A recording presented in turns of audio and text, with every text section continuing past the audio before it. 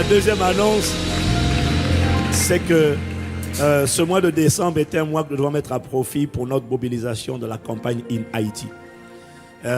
Nous sommes plus de 200 personnes de toutes les églises Impact Centre Chrétien à aller à Haïti. Plus de 200 personnes de tous les campus. Waouh! Et chaque personne prend en charge son billet et son séjour. Ce n'est pas l'église qui le fait. L'église, nous sommes 3 églises. La vision a été reçue par le pasteur Mohamed Sanogo. Et, il en a parlé au pasteur Greg et à moi-même. Et nous avons vraiment eu la conviction que ça valait la peine. On ne va pas juste faire une croisade d'évangélisation avec démonstration d'actes de compassion. On va vraiment poser un acte prophétique. C'est surtout pour ça qu'on va. On va pour une présence prophétique, une parole prophétique. Mais on ne peut pas seulement y aller pour parler. Parce que beaucoup de gens souffrent en Haïti. On va également pour démontrer la parole de l'amour avec des actes de compassion. Et le budget total de In Haïti, c'est $600 000. Quand j'ai appris ça, j'ai dit waouh. Oui. On a tellement de défis déjà. On a tellement de challenges.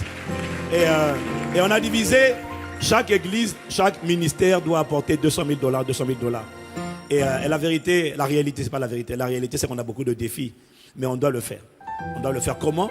Avec notre générosité encore. Et je n'appelle pas ici seulement Voici Saint-Léger. J'appelle toutes les églises Impact Centre Chrétien. Et j'appelle également toute la famille qui est connectée chaque dimanche là par Internet. Il n'y a aucune offrande qui est méprisable. Tu peux donner 50 €, 100 €, 200 € en fonction de ce que tu peux donner. Il n'y a rien qui est méprisable. Nous devons lever $200 000 pour In Haïti. Donc ça nous fait au moins 150 000 €. Et nous avons nos enveloppes. Nous avons des enveloppes spéciales. Non, des nouvelles enveloppes, pardon. Des nouvelles enveloppes sur lesquelles si tu fais une offrande pour In Haïti, lorsque tu fais une offrande pour In Haïti, tu prends la case Impact sans frontières. Voilà, c'est tout à droite, c'est marqué en jaune, Impact sans frontières. Et quelqu'un a dit, on le dit souvent, hein, le prix d'une vie, c'est une vie.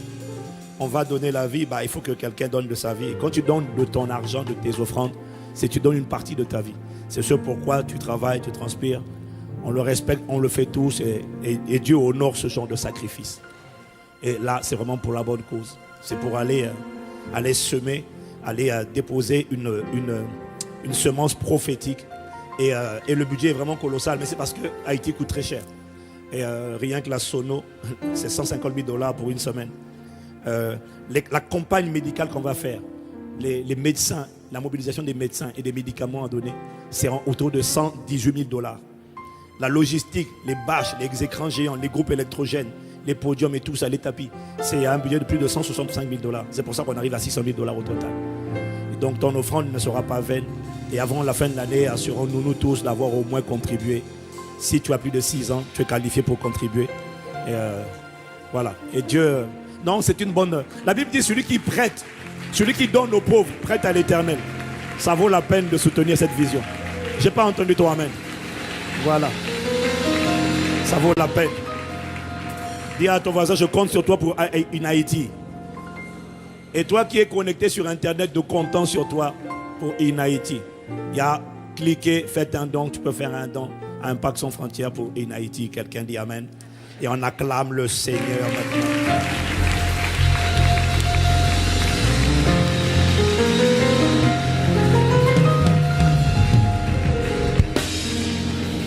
Merci Père.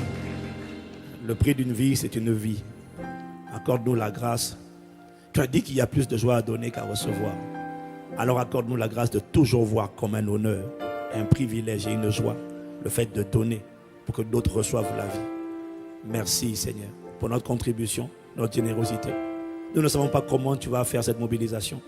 Mais Seigneur, merci de ce que, avec la participation de chacun d'entre nous, le rêve sera réalisé. La parole prophétique, la présence prophétique, le dépôt prophétique sera déposé à Haïti. Merci de ce que les ténèbres ne régneront pas sur Haïti. Parce que sur Haïti, ta gloire se lève. Merci Seigneur. Merci pour cette unité des ministères. Merci pour cette unité des églises. Merci Père, au nom de Jésus. Amen. Et nous ne le faisons pas seulement tout seul à Haïti.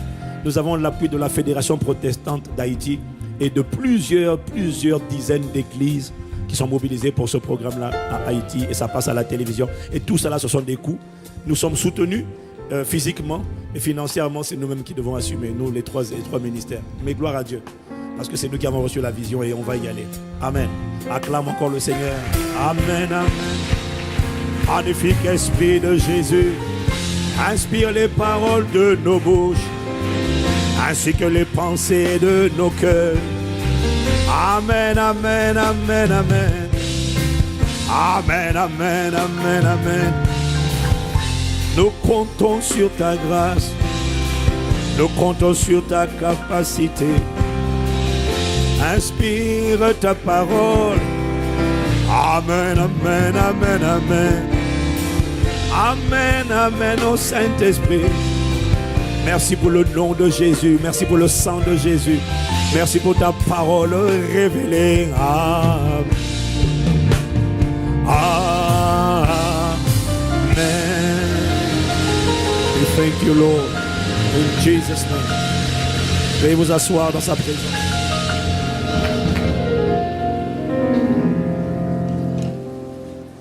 Alléluia. Quelqu'un me dit gloire à Dieu. Donc si tu ne viens pas à Haïti, tu peux venir quand même. Comment, pasteur Ivan? Avec ton offrande, on va y aller. Voilà. Quelqu'un dit encore gloire à Dieu. Nous continuons de parler de prière, de vie de prière. Et le titre de mon message aujourd'hui s'intitule, ça sera toujours la continuité, mais je vais revenir à ce que j'avais mis en stand-by depuis 2 ou 3 semaines. Je vais revenir à pourquoi est-ce que les croyants ont cru, mais continuent quand même de désobéir à Dieu. Donc le titre de mon message s'intitule « Faites la guerre aux mauvaises pensées ». J'aurais aussi pu dire « Comment se libérer des mauvaises pensées ». Entends par là les mauvais sentiments, les mauvaises émotions que tu sais être mauvaises. Est-ce que quelqu'un est avec moi?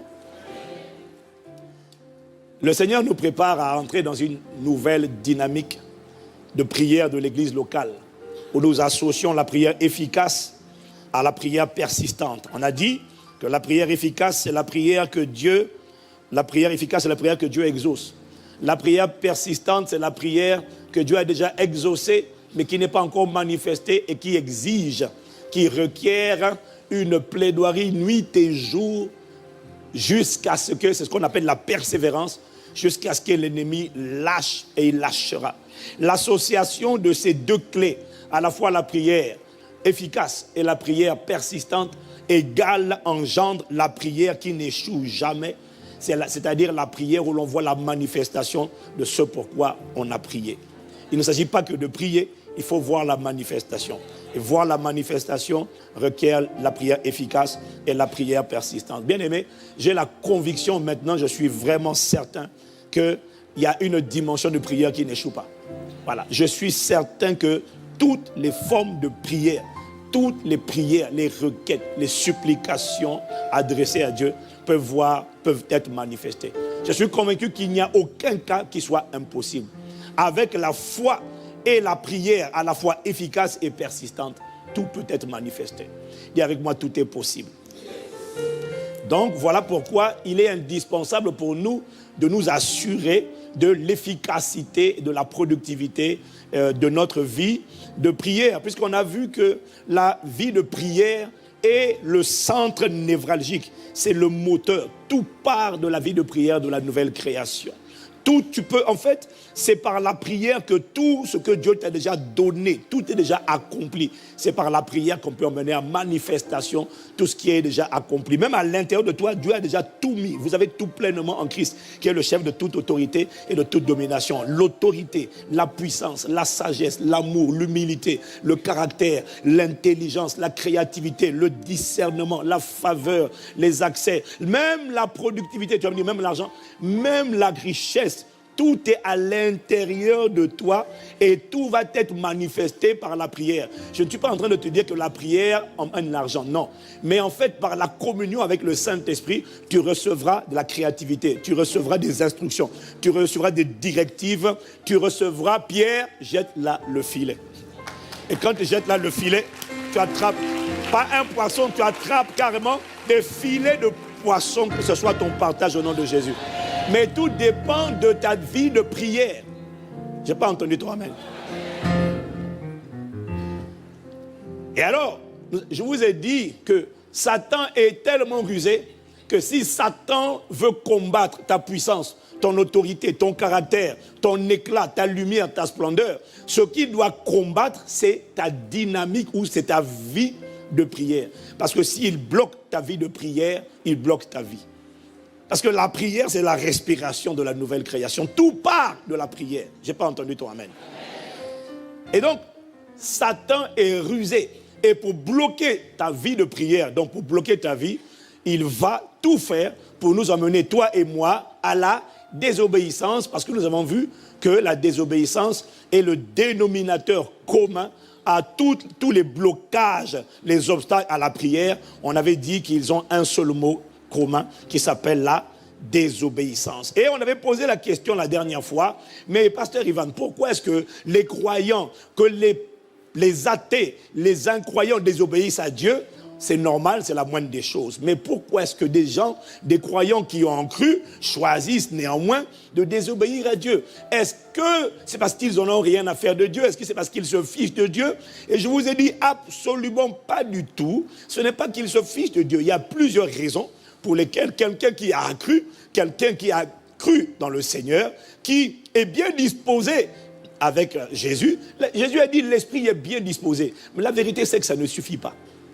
On peut être disposé, on peut vouloir obéir, mais choisir la désobéissance. Alors la question c'est pourquoi? Et ce matin, je vais voir avec vous la première raison, mais en fait qui sera la continuité du message des 2 dernières semaines. La première raison pour laquelle les gens désobéissent. Qui a envie d'être trouvé désobéissant à Dieu? Puisque ta désobéissance, c'est ça qui bloque tes prières. Tu as envie de désobéir? Ah, qui a envie d'obéir? Les autres sont neutres. Waouh! Mais laisse-moi te dire une chose. À la fin de la journée, tu vas comprendre et tu dois comprendre qu'en réalité, tu obéis toujours à quelqu'un. La seule question, c'est à qui est-ce que tu obéis? Dis amen. Voilà. Moi, je choisis l'obéissance à Dieu. Mon obéissance ne sera pas accidentelle. J'ai prêté allégeance à l'agneau de Dieu. Je choisis l'obéissance à Dieu. Quelqu'un dit amen. Donc, pourquoi est-ce que les gens qui ont cru désobéissent quand même? Sachant qu'en désobéissant, ils sont eux-mêmes les artisans de leur propre blocage.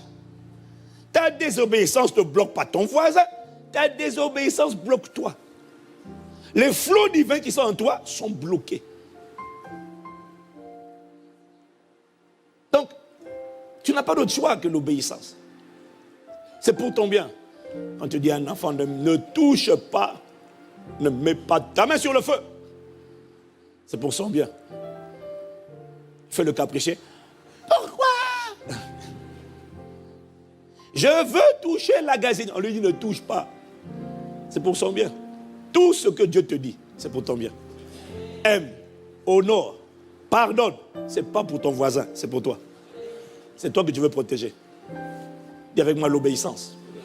Alors pourquoi est-ce que les croyants qui ont cru, on arrive quand même à désobéir? Alors la première raison que je vais voir aujourd'hui avec vous, c'est que les gens désobéissent parce que leur âme est oppressée et que leur esprit est trop faible pour amener leur âme à obéir. C'est le prolongement de ce que j'ai dit la semaine dernière. Je vous ai expliqué, on a parlé de comment une âme offensée, une âme chargée, une âme blessée est une âme qui est vulnérable et qui sera pressée, poussée vers la désobéissance. Est-ce que quelqu'un me suit? Est-ce que quelqu'un me suit? Une âme, quand ton âme est blessée par l'offense, scandalisé par l'offense, scandalisé par l'impudicité, scandalisé par la jalousie. Parce que toutes ces choses-là, elles font quoi? Elles te poussent à pécher. Quand ton âme est blessée, en fait, ton âme a besoin de paix. Elle a besoin de repos. Mais quand ton âme est agressée, cette agression vise à la faire pécher. Est-ce que quelqu'un me suit? Satan n'attaque pas l'âme comme ça. La chair n'accable pas l'âme comme ça. Il accable l'âme, on l'a dit la semaine dernière, pour nous pousser à pécher. Si tu me suis, tu dis Amen. Et quand donc ton âme est blessée, elle est vulnérable. Elle est à la merci, elle va être tentée de pécher. Et quand ton âme est blessée, il y a une chose que tu dois admettre. Quand ton âme est blessée aujourd'hui, quel que soit ton titre, quand ton âme est blessée, même si tu étais mature, même si tu avais été déclaré mature hier, la maturité spirituelle. Quand ton âme est blessée aujourd'hui, ça veut dire qu'aujourd'hui, tu es charnel. Ça veut dire que tu es contrôlé par les passions et les désirs de la chair. Est-ce que quelqu'un me suit? Est-ce que quelqu'un me suit? Tu peux avoir été spirituellement mature hier. La maturité, tu vois, dans le monde naturel, quand tu es devenu majeur, tu as dépassé 18 ans, tu as dépassé 18 ans. Est-ce que quelqu'un me suit? Est-ce que quelqu'un me suit? Quand tu as dépassé 18 ans, c'est fini, on ne peut plus revenir en arrière. Dans le monde spirituel, tu peux avoir été déclaré mature hier. C'est Dieu qui atteste de ta maturité. Ta maturité est visible lorsque les œuvres de la chair, l'impudicité, la jalousie, le rejet, l'amertume, tout ça, lorsque ces choses-là ont été complètement guéries, restaurées, et que désormais en toi, on ne trouve que le fruit de l'esprit, l'amour, la paix, la joie, la douceur, la bonté, la tempérance, et non seulement on le trouve, mais il demeure. C'est là qu'on parle de la maturité spirituelle. Mais le problème, c'est que la maturité spirituelle, ce n'est pas comme la majorité dans le monde naturel. La maturité spirituelle, tu peux la voir aujourd'hui et la perdre demain. Si quelqu'un vient, et c'est ça que Satan va faire, à travers les situations de la vie, à travers les événements que tu traverses, les choses que tu entends, que tu vois, tu touches, tu goûtes, etc. À travers les 5 sens, le diable va profiter de tout ce qui t'arrive pour scandaliser, accabler, attaquer tes pensées, attaquer ton âme et la blesser. C'est ce qui fait que tu peux être pasteur, tu peux être leader, tu peux être apôtre, tous les titres que tu veux, mais le jour où tu es amer, parce que quelqu'un a fait quelque chose qui t'a vexé, qui t'a offensé, à cet instant précis, si c'est une pensée qui ne dure pas, il n'y a pas de problème. Mais si tu commences à asseoir, si ce dépôt d'amertume, ce dépôt de haine, ce dépôt de jalousie finit par s'asseoir en toi, quel que soit ton titre, tu es charnel. C'est-à-dire que tu es rempli des passions et des désirs de la chair. Est-ce que quelqu'un me suit? Ça veut dire qu'en fait, rien n'est acquis. On peut être mature aujourd'hui, devenir un épios demain. Et quand on se repent, on est rempli du Saint-Esprit, on est de nouveau mature à cet instant précis, et le lendemain encore, la maturité a disparu. Donc tu vois, c'est-à-dire que tu peux osciller entre la maturité, le népiotisme, c'est-à-dire le bébé spirituel, et tu redeviens encore mature. Mais je prie que tu sois trouvé, que nous soyons trouvés matures au nom de Jésus. Quelqu'un me dit Amen? Quelqu'un me dit Amen? Parce que quand ton âme est chargée d'offenses, de blessures, d'impudicité, etc., de jalousie, etc., tant que ton âme est chargée, ton âme va te pousser à désobéir à Dieu. C'est pour ça que 3 Jean 2 dit, bien-aimé, je souhaite que tu prospères à tous égards et sois en bonne santé, ainsi que prospère l'état de ton âme. C'est pour ça. En fait, tout dépend de l'âme. On le sait, mais on n'en est pas conscient. Parce que quand on en est conscient, tu sais ce qui se passe? On décide vraiment de travailler sérieusement et activement à la restauration et à la guérison continuelle de son âme. Et quand elle est guérie, on veille à ce qu'elle reste guérie et on ne laisse rien de ce qui se passe autour de nous venir blesser encore mon âme et nous ramener encore en arrière.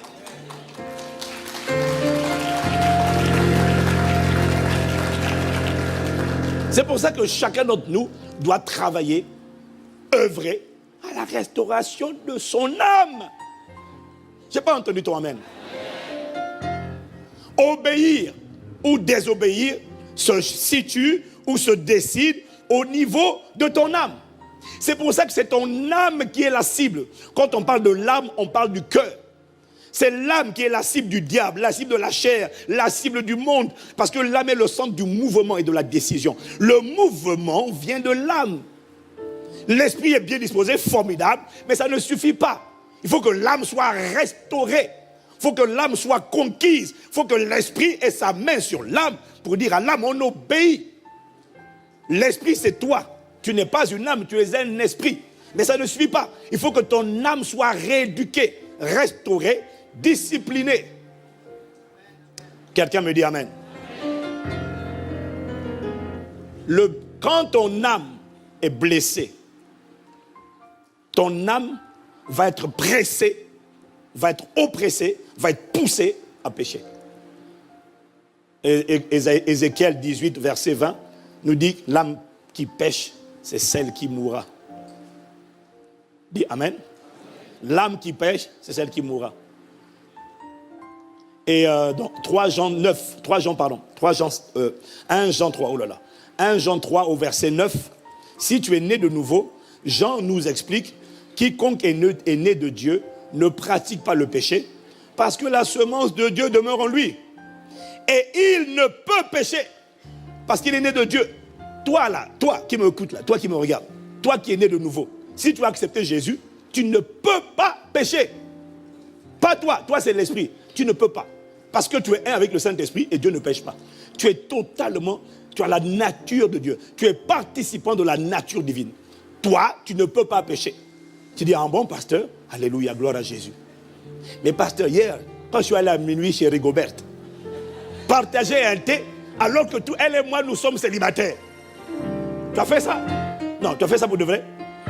Repentance au nom de Jésus. Mais pasteur, donc quand on est là avec Rigobert et qu'on a bu du thé à minuit là-bas et qu'on a fait ce qu'il ne fallait pas faire, tu dis que je ne peux pas pécher? Non, tu as péché. Quand on regarde toi, ton être entier, tu as péché. Mais la dimension de toi qui a péché, qui a eu le mouvement, c'est ton âme. Est-ce que quelqu'un me suit? Ce n'est pas ton esprit, c'est ton âme qui a péché. C'est pour ça que c'est ton âme que Satan blesse. Et une âme blessée, offensée, est une âme qui va être pressée. Une âme qui est en paix, dans le repos, dans la plénitude, ne pêche pas. J'essaie de te dire qu'on n'est pas obligé de pécher tous les jours. On n'est pas obligé de vivre, on n'est pas obligé d'être noyé. Tu vois, essayer de surnager dans la colère, l'amertume, le manque de pardon. Faut comme, oh là là, on n'est pas obligé. On peut en sortir, je te vois en sortir au nom de Jésus. Si j'étais toi, j'allais dire un meilleur amen. Quelqu'un me dit encore amen. Tout Satan va te pousser, il va nous pousser à pécher. C'est vrai, mais je veux que tu comprennes qu'il va nous pousser à pécher en scandalisant notre âme, en la bombardant. Tu vois, si tu regardes ce qu'il ne faut pas regarder, ta chair va pousser ton âme à pécher. Si tu entends ce que tu ne dois pas entendre, ta chair va pousser ton âme à pécher. Mais ce que je veux te dire, parce que ta chair va blesser ton âme, va la fracasser. C'est ça ce qu'on appelle scandaliser, offenser. Est-ce que quelqu'un me suit? Le mot offenser dans la Bible, en fait, ne s'applique pas seulement à « il a heurté mes émotions ». Non. Non, c'est pas. En fait, scandaliser, c'est plus que ça. Offenser, là, scandaliser, c'est plus que heurter tes émotions. C'est en fait taper dans ton âme. L'impudicité tape ton âme. La jalousie tape ton âme. La haine tape ton âme. La colère cogne ton âme. L'amertume cogne ton âme. Et quand ton âme est cognée, c'est ça qu'on appelle offenser. Parce qu'elle va faire quelque chose qui n'est pas ce pourquoi elle avait été créée. Elle a été créée pour vivre dans le repos. Pour être remplie du Saint-Esprit. Pour être remplie de paix, remplie d'amour, remplie de sainteté. C'est comme ça qu'elle a été créée. Dès qu'elle n'est pas comme ça, elle est offensée. Elle est scandalisée. Elle est blessée. Elle est brisée. Que Dieu te guérisse au nom de Jésus. Donne-moi un meilleur amen. Donc, ce que je suis en train de te dire, c'est qu'une âme blessée est une âme qui sera poussée vers le péché, poussée à pécher. Mais en fait, la vérité que tu dois comprendre, c'est que l'âme peut être tentée de pécher, mais elle n'est pas obligée de pécher. En fait, tout va dépendre de ta capacité à monter la garde, à veiller, et de ta capacité à prier sans cesse. Parce que par la prière, nous sommes fortifiés. Par la prière, l'homme intérieur, l'esprit, devient robuste. Par la prière. Parce que un esprit, quand l'esprit n'est pas fort, il ne peut pas repousser les intrusions, les assauts, les traits enflammés du malin. C'est pour ça que Paul dit, au reste, fortifiez-vous dans Ephésiens 6, verset 10. Au reste, fortifiez-vous dans le Seigneur par sa force toute puissante. Tu ne peux pas repousser l'ennemi si tu n'es pas fort. Que Dieu te fortifie au nom de Jésus. Voilà pourquoi il faut prier. Dis Amen. Je n'ai pas entendu. Donc, on n'est pas, je veux que tu dises à ton voisin, on n'est pas obligé de pécher.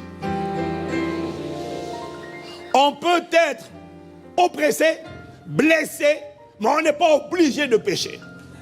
Ce qui fait que les gens pêchent, finissent par désobéir, c'est de ça que je parle quand je parle de péché, finissent par désobéir, finissent par transgresser ce que Dieu a dit ou désobéir à la voix. Le Saint-Esprit dit une chose, toi tu fais le contraire.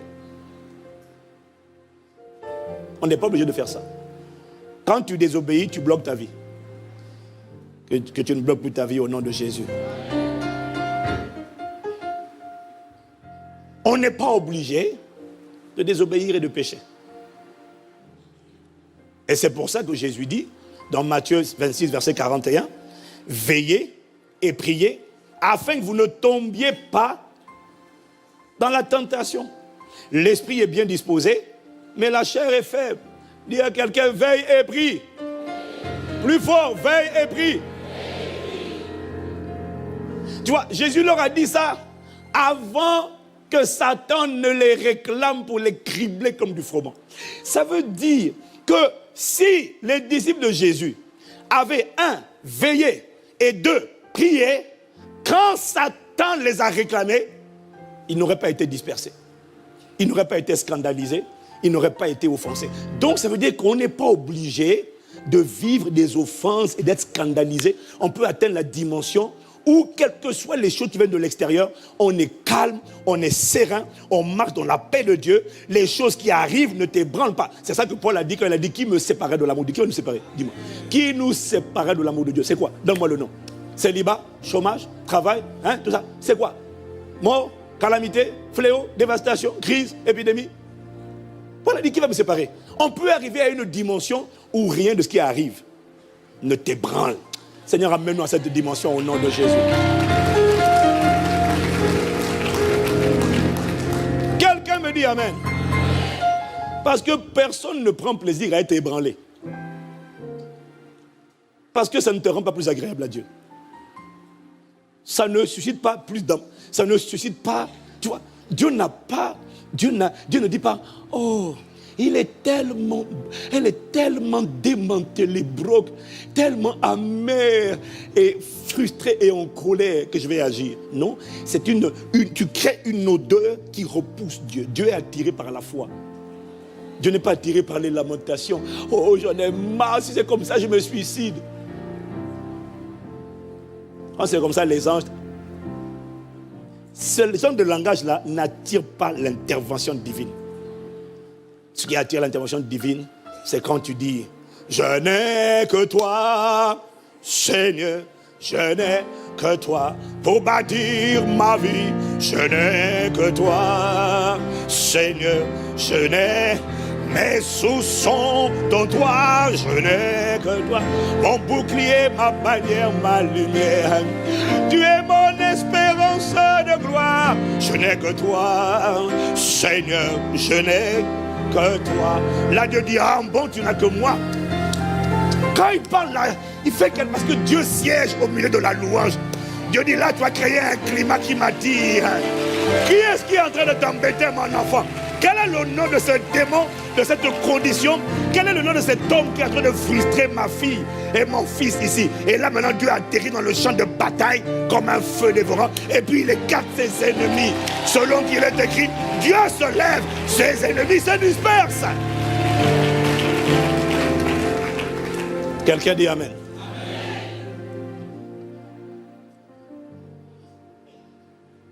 L'obéissance attire Dieu. Parce qu'elle réjouit Dieu. La désobéissance ne le pousse pas à agir. Je te vois choisir l'obéissance au nom de Jésus. Quelqu'un me dit Amen. Voilà, c'est pour voir si tu suis.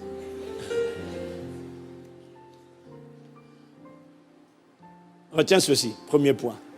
Une âme qui est offensée est une âme qui risque de pécher. Voilà pourquoi tu ne dois pas rester longtemps dans le rejet. Tu ne dois pas rester longtemps dans l'amertume. Tu ne dois pas rester longtemps dans la dépression. Tu dois sortir vite de là. Il faut te dépêcher de sortir. Parce que tant que tu restes dedans, tu es vulnérable. Tu es une proie. Est-ce que quelqu'un me suit? Tu dois décider de sortir de là. C'est pour ça que le titre de mon message, c'est « Faites la guerre aux mauvaises pensées ». Il faut sortir de là. Mais pour sortir de là, comment? Jésus donne 2 clés. Veiller et prier. Nous, on aime prier. Mais on n'aime pas la partie veiller. Donc, comme tu sais déjà prier, tout ça là, tu connais déjà. On est là dans nos 21 jours. Donc, prier, tu sais déjà. Mais je vais insister sur veiller. La veille ne date pas d'aujourd'hui. La veille, c'est pour ceux qui sont déterminés. On ne parle pas de veiller de prière. Hein? Veiller, ce n'est pas veiller de prière de 5 heures, là, de 23 heures à 5 heures. Ça, ce n'est pas veiller. Ça, c'est la veillée de prière. Gloire à Dieu. Mais on ne parle pas de veiller de prière. On parle de veiller aux portes d'accès à ton cœur. Tu savais le nombre de gens qui font des veillées de prière. Dès que la veillée est finie, ils repartent encore chargés l'âme de calomnie, d'injures, de mépris. Hey, Seigneur, aie compassion. Les personnes scandalisées qui scandalisent les autres. Ça s'arrête à Impact Centre Chrétien au nom de Jésus. Dis avec moi, veillons.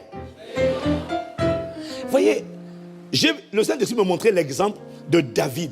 La veille, c'est quelque chose qui est pratiqué c'est une attitude spirituelle qui est pratiquée par les véritables adorateurs, comme David. Vous voyez, David n'avait pas compris c'était quoi la chair. Il n'avait pas la révélation de la chair.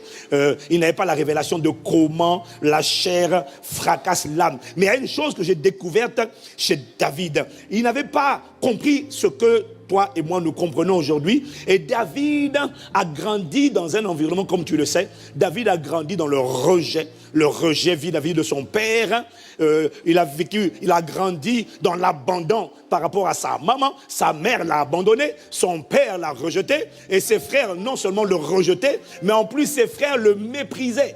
Tu vois, quand tu compares, Joseph aussi a été rejeté par ses frères, c'est vrai, mais Joseph au moins il était désiré, choyé et célébré par son père. Mais David, il était méprisé par ses frères, rejeté par ses frères et rejeté aussi par son propre père, puisque quand il fallait choisir le prochain roi d'Israël, on n'a pas pensé à lui alors qu'il y avait 7 enfants et on ne s'est même pas souvenu du 8e enfant. Est-ce que quelqu'un me suit? Donc, tu peux être certain que David est quelqu'un qui a grandi, puisque rappelle-toi, l'environnement, on n'a pas tous expérimenté les mêmes assauts, les mêmes attaques de la chair contre notre âme, parce qu'on n'a pas grandi dans le même genre d'environnement. C'est humainement impossible de vivre dans un environnement comme celui de David, où ton père ne te calcule pas, où tes frères te méprisent et te rejettent. C'est impossible d'avoir grandi dans ce genre d'environnement et de n'être pas pressé par des passions charnelles appelées colère, appelées tristesse, appelées découragement, appelées abattement, appelées dépression. C'est impossible.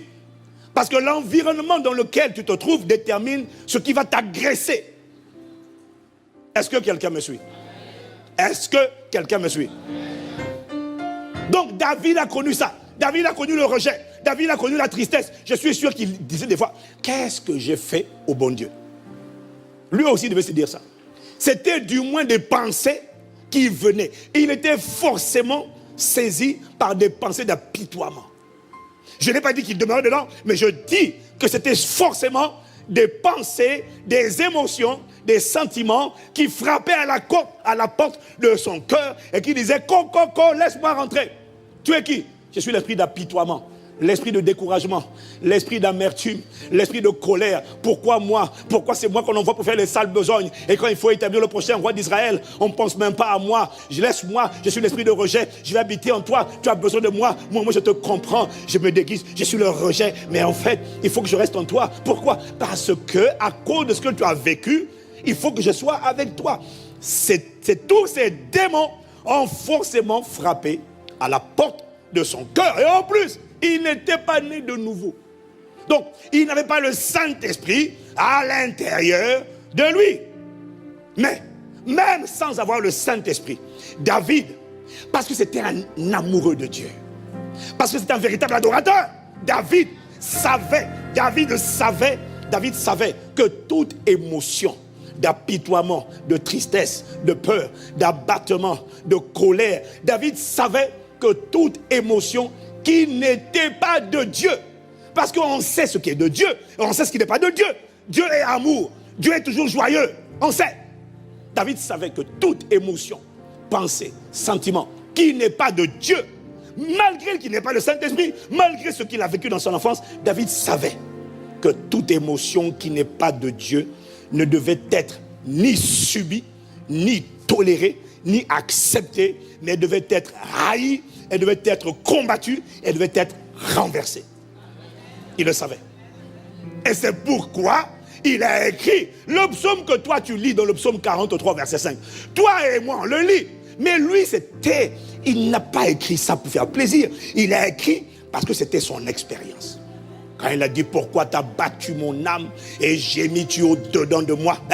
Espère en l'Éternel, espère en Dieu, car je le louerai encore. Il est mon salut et mon Dieu, mon âme. Tu ne sais pas qui est le Dieu que je prie, tu ne sais pas qui est le Dieu que j'invoque, tu ne sais pas qui est le Dieu en qui je crois. Je vais te dire, mon âme, je t'interdis l'apitoiement, je t'interdis l'abattement. Oui, mais, et puis là, une voix vient lui dire, ouais, mais tu as besoin de moi là quand même, parce que regarde tout ce que tes frères te font. Je suis l'esprit de haine, je suis l'esprit de colère, je suis l'esprit d'amertume. Il faut que tu me laisses rentrer en toi, parce que là, des gars, ils exagèrent. Regarde ce qu'ils ont fait, ils te maltraitent, ils abusent de toi, verbalement, physiquement, comme tu es le dernier. On te tape sur la tête, on te tape des talons comme ça là. Allez, petit gifle, allez, hein? Ils abusent forcément. Laisse-moi rentrer en toi. David savait, malgré ce qu'il a enduré, ce qui est impressionnant, c'est que quand il a écrit ça, il est en train de décrire une lutte. Il refuse que toute émotion autre que la paix, autre que la joie, autre que la foi, il refuse que toutes ces choses-là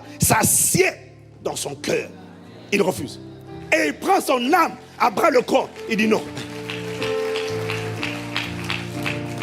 Parce que s'il dit pourquoi tu as battu mon âme, ça veut dire que son âme était déjà piquée.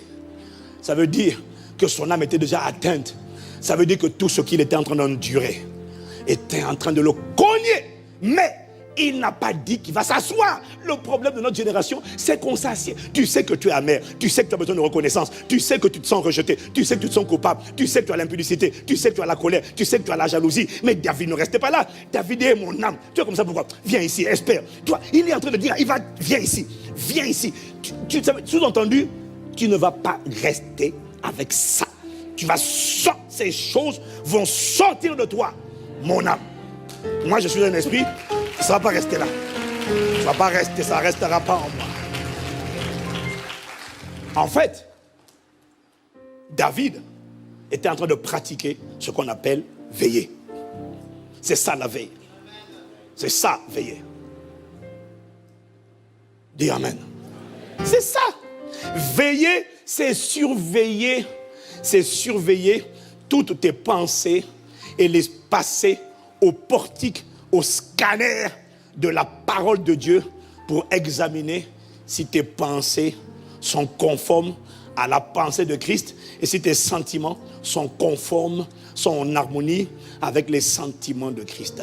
Veiller, c'est passer les pensées au filtre de la parole de Dieu, des pensées de Christ, selon qu'il est écrit. Et c'est ça qui est écrit, les pensées de Christ sont expliquées dans Philippiens 4, au verset 8, version du semeur. Enfin, frères, nourrissez-vous de tout ce qui est vrai, les pensées de vérité, les pensées nobles, les pensées de justice, c'est-à-dire la justice et l'obéissance à la loi, les pensées pures, les pensées d'amour, dignes d'amour ou d'approbation, tout ce qui mérite le respect et la louange, tout ce qui est encouragement, tout ce qui est révérence et respect, ça doit être ça l'objet de vos pensées. Maintenant, s'il y a une pensée de haine, de rébellion, de désobéissance, il y a une pensée d'amertume à la place de l'amour, il y a une pensée de rejet à la place de l'approbation, il y a une pensée d'impureté à la place de la pureté, il y a une pensée d'injustice ou d'iniquité à la place de la justice, s'il y a une pensée de mensonge à la place de la vérité, c'est une pensée que vous devez scanner, analyser, et si elle n'est pas de Dieu,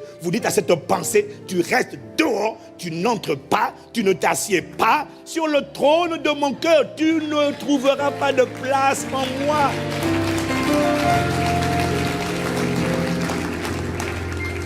C'est ça, veillez, dis à quelqu'un, veillons. Toute pensée, tu vois, la veille, c'est toi qui l'as fait. C'est pour ça que Dieu dit, garde ton cœur. C'est toi qui dois veiller. 2 Corinthiens 10, verset 5. Ce message, tu l'as déjà entendu pour beaucoup. Mais quand le Saint-Esprit le donne, je sais qu'il y a des choses qu'on a entendues, mais on n'en est pas conscient. Seigneur, accorde-nous la grâce d'obéir. Quelqu'un me dit Amen. Quelqu'un me dit Amen. Tu vois? David a dit toute émotion qui n'est pas de Dieu. Tout sentiment. Parce que tu sais ce qui n'est pas de Dieu. Tu sais que la tristesse n'est pas de Dieu. Tu as déjà vu triste? Tu as vu Dieu triste? Si Dieu est triste, la seule tristesse que tu as le droit de tolérer, c'est la tristesse que tu ressens pour les âmes perdues. C'est la tristesse que tu ressens pour les gens malades. C'est la tristesse, voilà, ça c'est la tristesse de Dieu. Et c'est une tristesse qui le met en colère. Voilà, ça oui. Mais toi, c'est quelle tristesse? Hein? Pourquoi tu es triste? Elle a dit aux autres sœurs du groupe que j'étais une chipie. Elle a dit que je n'étais qu'une traînée. Je suis offensé. Ça, c'est pas la tristesse de Dieu, ça. Et vous savez, quand je dis ça, j'aime bien les gens qui disent le plus de Amen. Parce que ce sont souvent...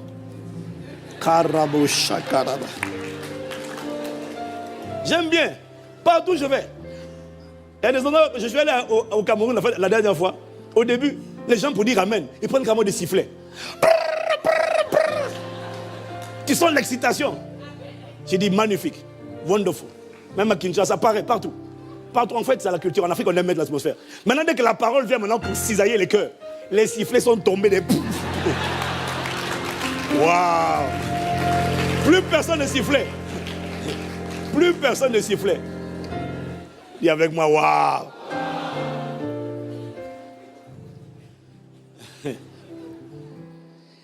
Mon frère, veiller, c'est monter la garde, passer les pensées, les émotions, les sentiments, les faire passer au scanner de la parole de Dieu. Et c'est toi qui dois veiller. Et quand tu veilles, tu fais quoi? Veiller, c'est quoi? C'est interroger son âme. Quand il y a un intrus dans ton âme, il y a une pensée intrus, il y a une pensée de jalousie, il y a une pensée d'impureté. Tu dois lui demander, tu fais quoi là? Tu dois parler à ton âme. Tu sais comment les chrétiens parlent à leur âme? Il n'y en a pas. Les gens parlent de leur âme, mais ils ne parlent pas à leur âme. Oh, pasteur, mon âme, je me sens triste. Est-ce que tu dis à ton âme pourquoi tu es triste? Non, mais je vous le dis à vous, pasteur. Mais tu veux que je fasse quoi? Parle à ton âme. Demande à ton âme. La tristesse, là, c'est pourquoi? Alors la tristesse va te dire, je suis là à cause de ce qu'on t'a fait. Tu as besoin de moi, laisse-moi rentrer. On t'a trop fait souffrir. On t'a trahi. Regarde comment ce mari t'a parlé. Si moi je suis toi, je fonds en l'âme. Hey! Au début, ce sont toujours des suggestions. Mais tu dois parler à ton âme. Pourquoi tu es là? À cause de ce qu'on m'a critiqué, on m'a sali. Est-ce que c'est une raison pour que tu sois là? Tu n'as rien à faire en moi. Pourquoi? Mais pourquoi je ne peux pas être en toi? Parce que je ne vis plus. C'est Christ qui vit en moi. Est-ce que Christ est amer? Non. Est-ce que Christ est en colère? Non. Est-ce que Christ est impudique? Non. Est-ce que Christ est souillé? Non. Est-ce que Christ est jaloux? Non. Bon, jalousie, tu fais quoi là? Ouais, mais c'est parce que Elle a pris le gars que tu visais. Non. Est-ce que Christ est jaloux? Non. Ce n'est plus moi qui vis, c'est Christ qui vient à moi. Tu dégages, tu restes dehors, tu sors de là. Mon âme, dégage. Toi, jalousie, dégage de mon âme. Mais toi, tu parles de ton âme tout le temps. Tout le temps. Oh, pasteur, je suis triste. Comédienne. Arrête de me parler de je suis triste. Parle à ton âme. Dis-lui pourquoi tu es triste. Pourquoi tu as battu au-dedans de moi? Quelqu'un qui n'était même pas né de nouveau. Il n'avait pas le Saint-Esprit. Il avait la capacité de parler à son âme. Nous, on a le Saint-Esprit. On parle en langue. Et on est incapable de dire. Et c'est la seule raison pour laquelle ton âme est toujours malade. Tu sais pourquoi? Tu ne la secoues pas comme un cocotier. Toi, tu fais quoi? Toi, quoi? Chapa, fire! Parle à ton âme. Dis-moi amen.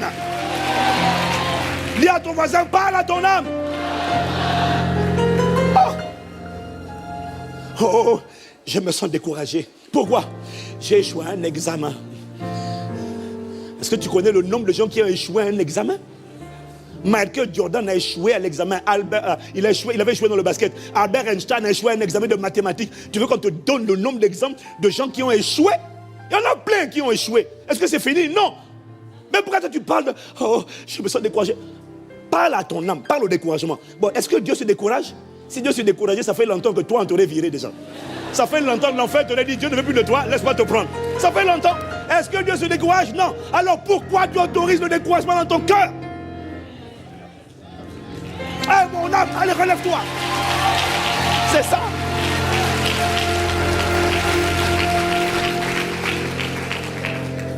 L'abattement, le découragement ne seront jamais des choses positives dans ton âme. Vire-les de là. Qui peut le faire? Toi. Comment? Parle. David n'avait pas le Saint-Esprit. Il parlait à son âme. Hé, pourquoi tu as ça? C'est quoi? Oh, on m'a rejeté. David aussi, on m'a... Là, David te parle. Hein? David te parle par les Écritures. Mon type. My typette. Typesse. Hein? Moi aussi, on m'a rejeté. Moi aussi, on m'a méprisé. Toi, on a fait quoi d'autre? Ah, c'est-à-dire que moi, vraiment... Ok, Rahab te parle. Rahab te dit, moi, j'étais une prostituée. J'étais une prostituée. J'étais à la porte, l'entrée de la porte de la ville. Hein. Tous les gars, les passants. C'est-à-dire que tout le monde, les voyageurs, les sédentaires, tout le monde connaît mon nom, ma maison, ils sont tous passés dans mon lit. Rahab te parle. Elle te dit, ton passé n'est pas obligé d'être ton futur. Hein? Mais il faut que tu parles à ton âme. Mais arrête de nous parler de ton âme. Bon, non, écoute-moi. Sur le pupitre, je dis ça. Maintenant, quand j'aurai quitté le pupitre, j'aurai dans le soin pastoraux, j'accepte de t'écouter. Avec amour. De parler de ton âme. Après, je vais te grogner. Vous savez c'est quoi le plus décourageant? Le plus décourageant, c'est quand tu viens de prêcher un message sur le courage. Par exemple, et juste à la fin du message, tu as quelqu'un qui va te voir, pasteur, je n'en peux plus. Pasteur, priez pour moi. Qu'est-ce qu'il y a? Mon frère, ma soeur, qu'est-ce qu'il y a? Sinon les soeurs vont croire qu'il n'y a que pour les soeurs. Donc on va dire, mon frère, ma soeur, qu'est-ce qu'il y a? Pasteur, je suis trop découragé. Oui. Ma soeur, tu étais à l'église? Oui, pasteur. Tu as écouté le message? Oui, pasteur. Qu'est-ce que tu as compris? Pasteur, je suis trop découragé. Non, non, oh non, non. Mais maman, la parole est venue pour t'éduquer, te redresser. Mais parle à ton âme. Dis à ton âme, mais pourquoi t'as battu au-dedans de moi mon âme? Toi, viens ici. Ne parle à ton âme. Dis à quelqu'un, parle à ton âme. Oh! Regarde ce que Paul dit qu'il faut faire. 2 Corinthiens 10, verset 5. Il dit, nous renversons. 2 Corinthiens 10, verset 5. Nous renversons les raisonnements et toute hauteur qui s'élève contre la connaissance de Dieu. Oui, non, j'ai mis version 8 secondes. Nous renversons les raisonnements et toute hauteur qui s'élève contre la connaissance de Dieu et nous emmenons toute pensée captive. On lui dit, viens ici, tu te soumets, pensée d'impudicité, pensée de rejet, pensée de tristesse, pensée d'abattement. Il y a certains combats. Est-ce que tu en triomphes en une journée? Non. Mais à force d'être violent et de dire, mon âme, tu vois, arrête arrête de parler. Je me sens triste, je me sens découragé, je me sens... Dis à ton âme, Christ n'est pas comme ça. Je refuse d'être comme ça. Je vais te dire une chose. La vérité, tu sais, personne n'est à l'abri. Tout le monde doit apprendre à discipliner son âme. Il y a des choses qui ne vont pas te combattre. Mais moi, j'ai compris, le Saint-Esprit me montrait que l'offense, en tout cas l'offense là, ça va attaquer tout le monde. Ça va attaquer tout le monde. Tout le monde ne sera pas attaqué par l'impudicité. Tout dépend de là où tu es. Mais tu dois parler à ton âme et lui demander, toi tu fais quoi là? Qu'est-ce que toi, pensée de toi tu es là pourquoi? Mais il y a une pensée, je vous le disais, je le redis encore aujourd'hui, qui va attaquer tout le monde. Tout le monde ne sera pas exposé au rejet, non, mais tout le monde sera exposé à l'offense. Est-ce que quelqu'un me suit? Et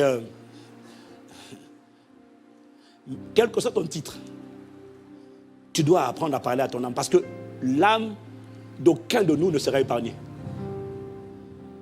J'ai découvert que, moi j'ai compris pourquoi il y a beaucoup de pasteurs qui tombent dans la dépression. Parce que c'est une réalité. J'ai compris pourquoi il y a beaucoup de pasteurs qui démissionnent, qui abandonnent le ministère. Beaucoup. À l'époque, je disais, oh, les gars ne sont pas solides. Et puis j'ai compris quand même que mine de rien, quand tu es pasteur, tu vis des coups bizarres. Les gens pensent que pasteur, c'est juste prêcher le dimanche et puis chanter. Et prier. Waouh! Conduire les hommes, c'est dur. C'est dur. C'est terrible. Et le pire, c'est quand tu as quelqu'un qui s'est converti avec vous, l'a cheminé avec vous, tu l'as nourri, tu l'as éduqué, tu l'as habillé. Parce qu'il y en a, ils étaient broke, pauvres. Tu as prié pour lui.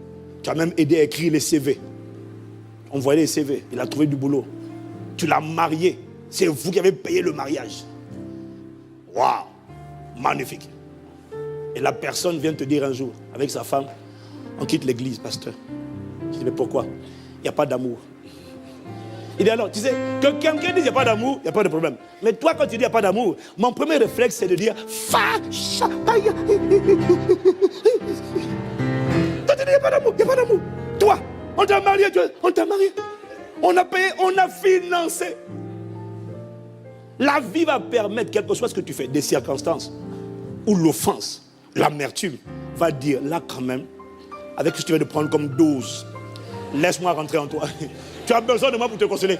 Je m'appelle l'amertume, là tu as besoin de moi parce que là... Non mais il n'y a personne qui est écarté, personne. Mais pourquoi chez certains ça marche et pourquoi chez les véritables adorateurs ça ne marche pas? Parce que les véritables adorateurs ont dit, mon âme, on va glorifier Dieu. Christ sera révélé. Christ sera visible.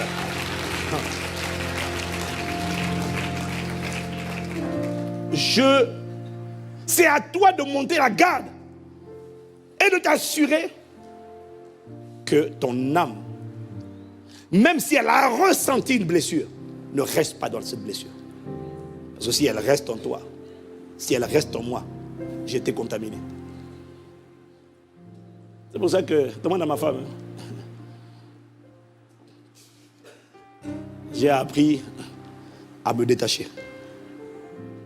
Je sais que les coups vont venir. C'est pour ça que je disais tout à l'heure, quand tu as fait du bien à quelqu'un, oublie le bien que tu as fait.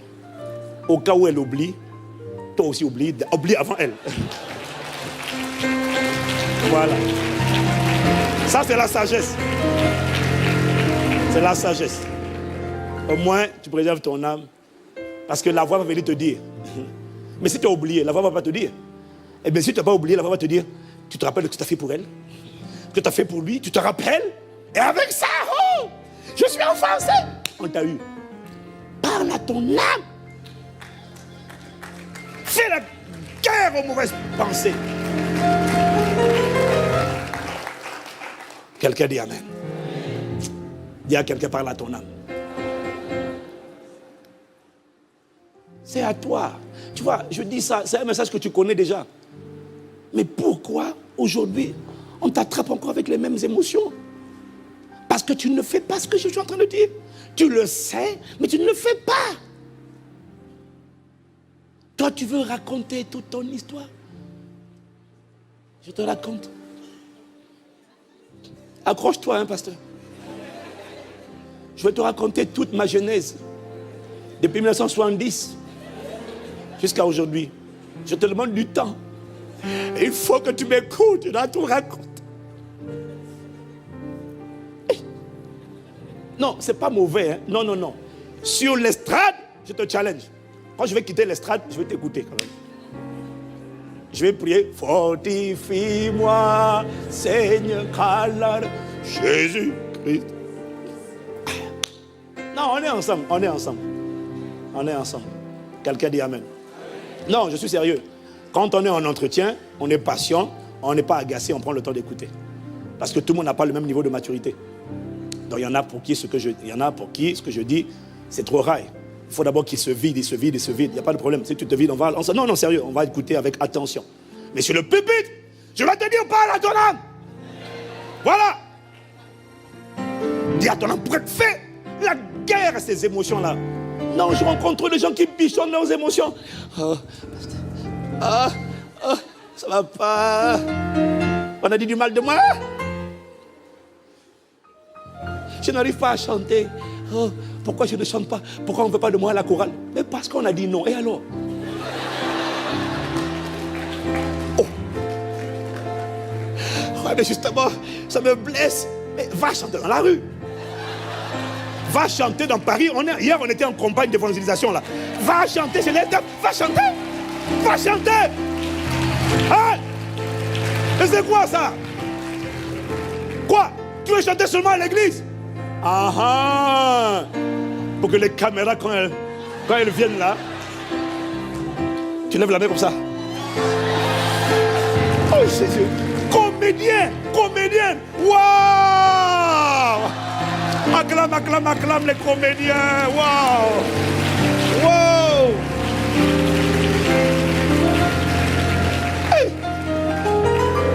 Hey, le cœur de l'homme. Le cœur de l'homme. Mais parle à ton âme. La Bible dit dans Hébreux 4, verset 12, la parole de Dieu, car la parole de Dieu est vivante et efficace, plus tranchante qu'une épée à deux tranchants, pénétrant jusqu'à partager âme et esprit, jointure et moelle. Elle juge les sentiments et les pensées du cœur. La parole de Dieu est comme un portique de sécurité. Comme un agent de sécurité qui se tient au portique de sécurité et qui filtre tout ce qui traverse le portique. Quand tu vas à l'aéroport, que tu veux voyager, tu as un contrôle de sécurité avant de prendre l'avion. Est-ce que quelqu'un me suit? Quand tu passes le portique de sécurité là, il y en a plein qui ne sont pas habitués à voyager. Donc comme ils ne sont pas habitués, dans leur bagage à main, ils ont tout mis. Ils ont mis leur boîte de déodorant, ils ont mis leur grand parfum, ils ont tout mis, parce qu'ils ne sont pas habitués. Et quand tu arrives au portique de sécurité, on te dit, produits chimiques, jeté, poubelle, là, jeté. Ah non, c'est mon après-shampoing. Le gars ne te parle, il te dit qu'il ne te calcule même pas. Hein. Il te juge, surtout s'il est costaud, c'est juste un regard. Jeté. Et puis ils ouvrent. Tu as une bouteille d'eau qui dépasse 100 ml. Ah non, mais c'est pour si j'ai soif. Jeter.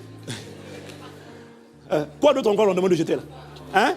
Les parfums qui dépassent, tout ce qui dépasse 100 ml, il faut jeter. Produits chimiques, jeter. Produits explosifs, jeter. Le gars ne te calcule même pas. Quand tu veux essayer d'expliquer, non mais en fait je vous explique. En fait ce produit-là, c'est parce que, ne faites pas attention à la taille, c'est parce qu'il est utile pour ça. Jeter. Ce qui est étonnant, me disait le Saint-Esprit, c'est comment il y a des produits que tu n'as pas envie de jeter. Mais tu as envie de prendre l'avion. Il n'y a même pas beaucoup de conversations. Hein. Les gars ne discutent même pas. Il n'y a pas beaucoup de débats. C'est jeter, passer, sinon ne jetez pas, repartez.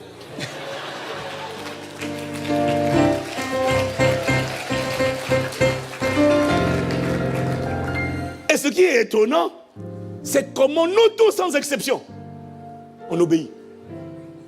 Pourquoi? Parce que je n'ai pas envie de rater l'avion, je dois y aller quand même. Donc, tu es en train de montrer que tu sais et tu peux faire quelque chose, même quand ton âme n'a pas envie. Tu es capable d'un parfum. Au revoir. Tu sais faire, tu sais et tu peux renoncer aux choses auxquelles tu t'es attaché. Tu sais et tu peux, tu sais, tu peux. Dis avec moi, waouh. Tu sais et tu peux le faire. Tu sais le faire, tu peux le faire, tu en as la capacité. Tu sous-estimes ton âme. Tu sous-estimes de quoi tu es capable. Tu peux faire ce qu'on t'ordonne de faire. Quelqu'un me dit amen encore. Mais devant l'agent de sécurité invisible, appelez la parole de Dieu. Quand il dit cette pensée-là, ne rentre pas dans ton cœur. L'impudicité ne rentre pas, la jalousie ne rentre pas, l'amertume ne rentre pas. Maintenant, la plupart des gens, qu'est-ce qu'ils disent? Non, mais en fait, c'est dur. J'essaye, je me bats. J'ai du mal. Pasteur, il faut prier pour moi. Il faut prier pour moi. Il faut prier pour moi. La plupart des gens, quand c'est l'agent de sécurité, le garde là. D'ailleurs, ce qui est marrant, c'est que quelle que soit sa face, sa race, sa taille, dès lors qu'il a la tenue, tu sais te mettre au garde à vous. Et obéir. Mais devant la parole de Dieu, où, normalement, tu devrais être encore plus au garde à vous, devant la parole qui a créé toutes choses. Tu dis, non mais en fait, j'ai l'esprit bien disposé, pasteur, mais en fait, la chair est faible. En fait, mon âme là, en fait, waouh. Je dis, waouh. Alors, tu dis que ta chair est faible, que les démons t'oppressent et te poussent à désobéir. Mais il m'a dit, mais comment se fait-il que devant un agent de sécurité, surtout s'il est baraqué, même s'il n'est pas baraqué, dès lors qu'il a la tenue, tu as du respect pour la tenue. Tu as du respect pour l'uniforme. Comment se fait-il que devant un garde armé qui se tient en face de toi, devant même un agent de sécurité tout simplement, quand on te dit ces produits ne passent pas ici, il me dit là tu obéis. Et quand tu obéis, si on te dit tel produit est interdit dans l'avion, la plupart du temps tu obéis. Alcool, si on te dit l'alcool interdit, tu obéis. Est-ce que quelqu'un me suit? Les plus grands fumeurs, ils n'arrivent pas à ne pas fumer pendant 10 minutes. Ils doivent fumer toutes les demi-heures. Et quand tu lui demandes pourquoi tu fumes, c'est pas évident, j'arrive pas. Comment tu expliques que le même gars, quand dans l'avion, tu as un gros baraquet qui dit fumer est interdit dans l'appareil, coucher avec son conjoint est interdit dans les cabines de l'appareil. Donc tous les impudiques qui disent je ne peux pas me retenir. Quand tu vas en Australie, c'est 24 heures de vol. Celui qui ne peut pas se retenir là, et le gars qui fume, et le gars qui ne peut pas se retenir pour se permettre de coucher, comme par hasard, dans l'avion, il arrive à faire, quand tu vas aux Antilles, c'est 8h30 de vol sans cigarette.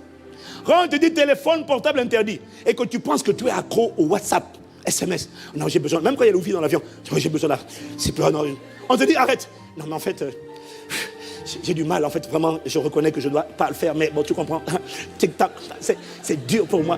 Mais quand on te dit téléphone interdit, on est capable de te dire téléphone interdit. Dès lors qu'il y a quelqu'un là qui se tient devant toi, un grand malabar, même si pas avec l'uniforme, qui te dit si on t'attrape, c'est amende sévère plus newf emprisonnement.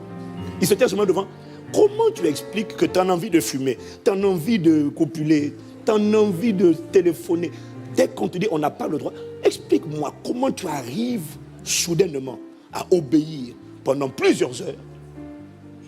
Alors que quand tu as quitté l'avion, tu dis, je ne peux pas faire 30 minutes sans fumer, mais tu as fait 24 heures sans fumer pour aller en Australie. Waouh! Waouh! Ça veut dire qu'en fait, tu n'as pas un problème de force. Non. Tu as un problème de discipline avec ton âme. Tu sais et tu peux faire tout ce que Dieu demande de faire. On dit, mais pour être alcoolique, parce que des fois on accuse les démons. Ah non, il y a des esprits là, je me sens oppressé. Mais comment tu expliques que l'esprit d'alcoolisme là, si on te dit, vous ne touchez pas à l'alcool. Tu sais, quand le Daesh était en Syrie, les alcooliques là ont réussi à passer des mois sans boire une goutte d'alcool. Les gens qui disaient, j'ai besoin de boire de l'alcool, je suis accro. Parce que quand il est accro, c'est parce qu'il est oppressé par des démons. Ça c'est vrai, tu peux dire amen. Dis amen. Bon, quand Daesh était là, et qu'ils se baladaient avec les sabres et les épées, les sabres, et eux ils cherchent des têtes à décapiter. Et puis on met la boisson, l'alcool là. Et puis ils tournent, hein. Tous les alcooliques passent devant. Ils disent, ah non. Mais attends, monsieur l'alcoolique, non, attends. Tu as accusé un démon. Tu as dit, c'est un démon qui me tient, il est très fort, la chair est faible et tout ça là. Comment se fait-il que pour ça là, dès que tu vois la présence d'un sabre, acclame selon tout seul. Je crois que...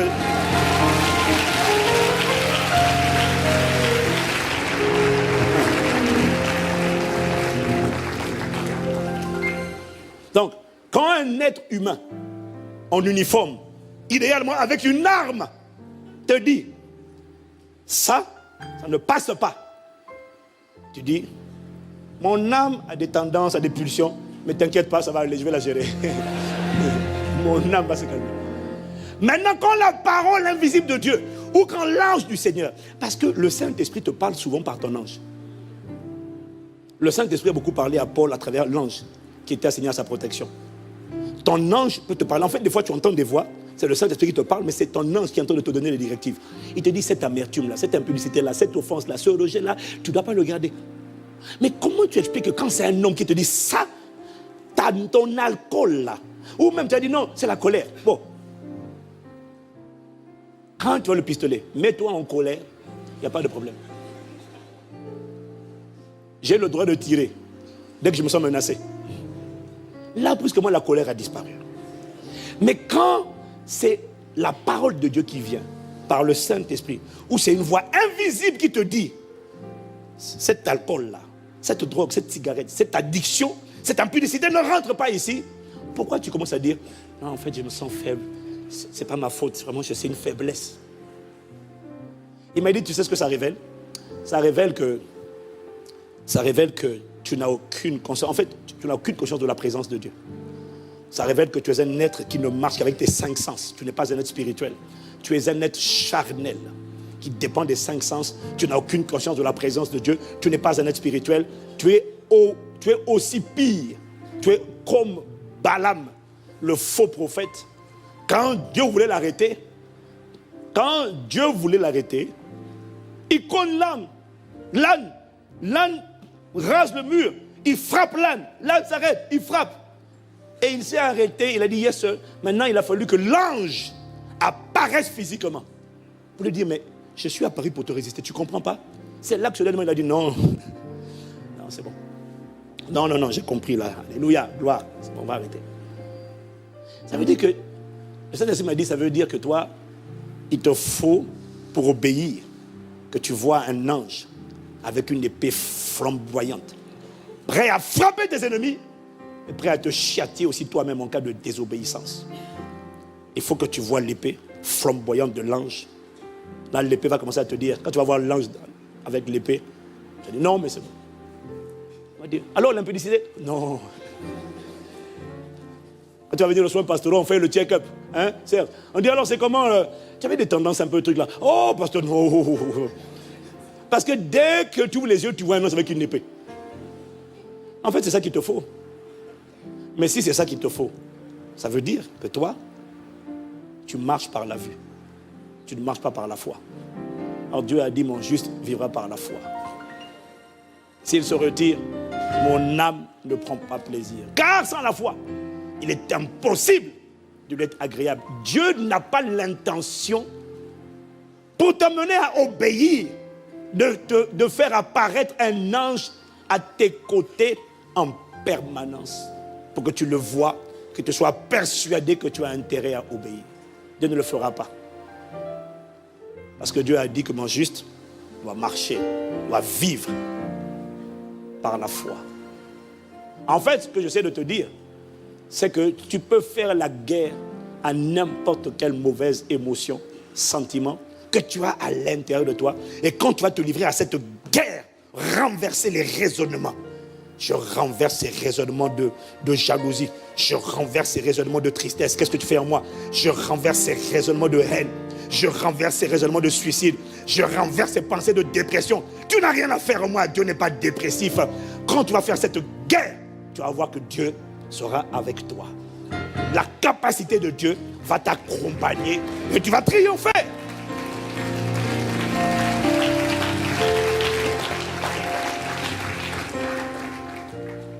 Mais la plupart parlent de leur âme. Ils ne veulent pas parler à leur âme. C'est pour ça que ça fait longtemps que tu trimbales les mêmes choses. Tu n'attaques pas. Tu ne prends pas ton âme à bras le corps. Tu ne la secoues pas comme un cocotier. Tu la cajoles. Et tu subis. Là où David, dans l'Ancien Testament, ne subissait pas. Il dit, mon âme, non, espère en Dieu. Car je le louerai encore. Je n'ai pas décidé de devenir un incrédule. Mon âme, on va aimer Dieu. On va bénir Dieu. On va oublier aucun de ses bienfaits. On va célébrer mon Dieu tant que j'existerai. Tu vas venir avec moi, mon âme. Je ne serai pas seul. Tu vas obéir. Tu vas obéir. Parle!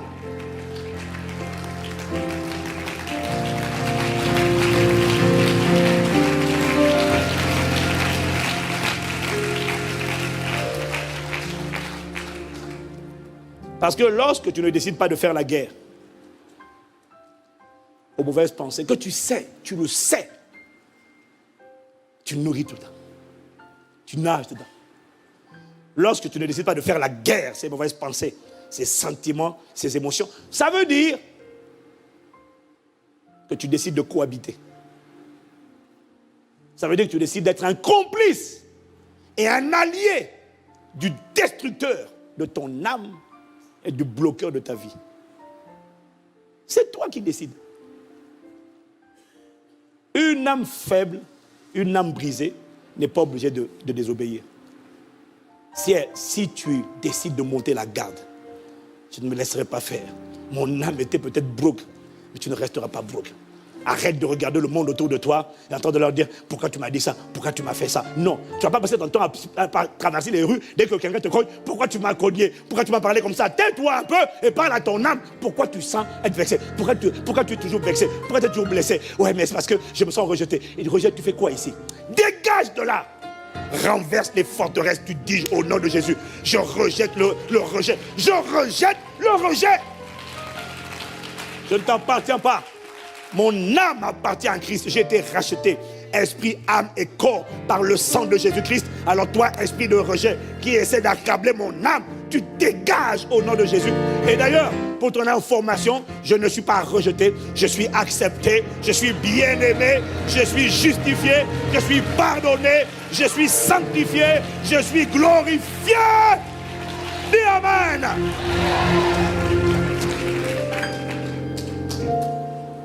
Tu peux faire cette guerre.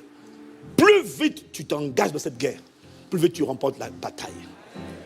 Parce que, contrairement au David dans l'Ancien Testament, toi, tu as le Saint-Esprit avec toi, tu as le Saint-Esprit en toi, et Dieu est là en toi pour produire le vouloir et le faire à l'intérieur de toi selon son bon plaisir. Donc tu n'es pas victime. Arrête, tu n'es pas victime. Prends ton âme à bras le corps.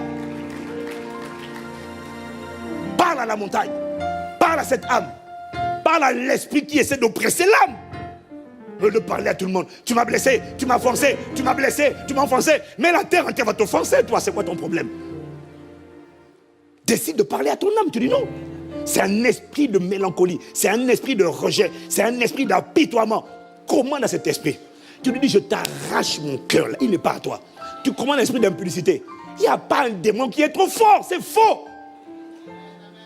C'est parce que la plupart ne veulent pas parler à, pour faire parler de. Cette parole, elle ne peut pas échouer. Arrête, la Bible n'a pas changé. Dieu n'a pas changé. Il y a trop de témoins ici, dans la BIBLE, qui ont été cognés, blessés et fracassés, et qui ont triomphé quand même par l'amour de Dieu. Que ce soit ton partage au nom de Jésus.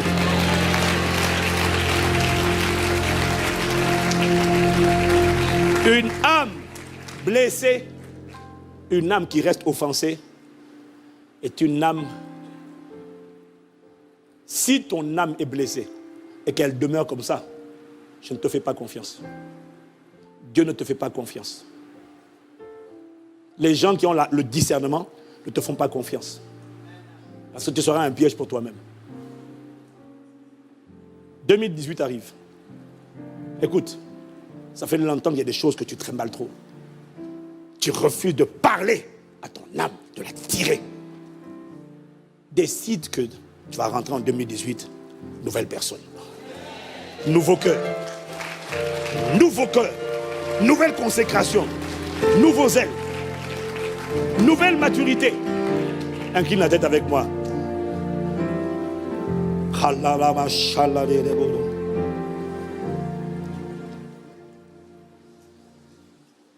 Ouvre les yeux. Tout à l'heure.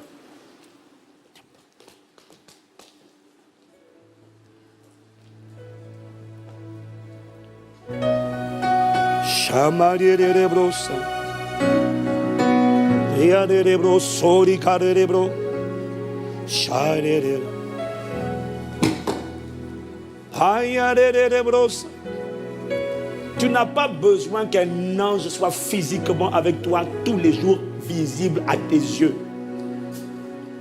Tu as besoin de la conscience de Christ. Tu as besoin d'être conscient de la présence de Dieu.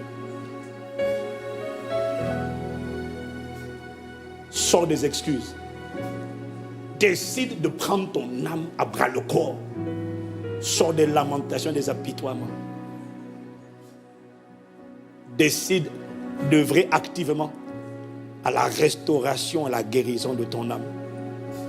Car c'est d'elle que viennent les sources de la vie. Bien-aimé, je souhaite que tu prospères à tous les égards, sois en bonne santé, ainsi que prospère l'état de ton âme. Prends-la. Le Saint-Esprit est avec toi. La capacité divine est là. La force est là. Mais veille, monte la garde. Ça veut dire, décide de scanner. Et tous les intrus, les pensées intrus, les émotions intrus, les sentiments qui ne sont pas de Christ, dégage-les, dis-leur dehors. Ce n'est plus moi qui vis, c'est Christ qui vit en moi. Vous êtes illégitime. J'accepte les sentiments de Christ.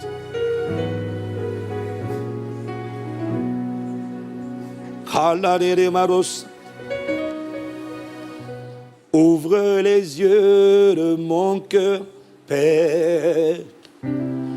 Ouvre les yeux de mon cœur. Je désire te voir. Je désire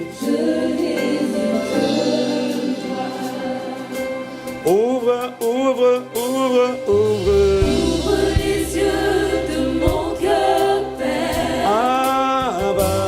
Ouvre les yeux de mon cœur. Je désire te voir. Pardonne ma cohabitation. Je désire te voir. Pardonne là où j'étais complice au Père. Ouvre les yeux de mon cœur, Père. À partir d'aujourd'hui, ouvre les yeux de mon cœur. Ne me laisse plus accepter de croire que je suis trop faible. Ce n'est pas la vérité. Je désire te Je sais faire, je sais obéir et je peux obéir. ouvre les yeux de mon cœur, Père. Accorde-moi la grâce d'être conscient seulement, conscient de ta présence, conscient de ce que je suis le temple du Saint-Esprit. Ma vie ne m'appartient pas, rends-moi conscient de la vérité. Joseph n'avait pas besoin de voir un ange pour dire non à la femme de Potiphar. Il était conscient que Dieu était avec lui. Ouvre les yeux de mon cœur.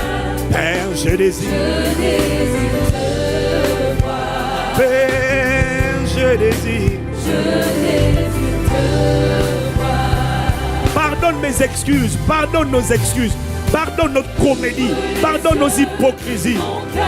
Pardonne parce que nous n'avons pas voulu prendre notre âme, parler à notre âme. Nous aimons parler de notre âme, mais nous n'aimons pas parler à notre âme. Nous allons voir les psychologues et les psychiatres pour parler de notre âme. David parlait à son âme, pas de son âme. Eh mon âme, qu'est-ce que tu fais avec l'amertume? Qu'est-ce que tu fais là, Roger? Tu n'as pas le droit d'être là. Tu n'as pas le droit. Je ne t'autorise pas. Christ seul doit être pleinement formé.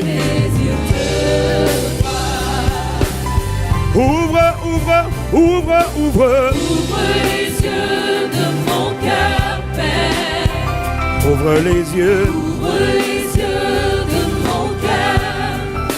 Je désire te voir. Je désire te voir. Je désire te voir. Je désire.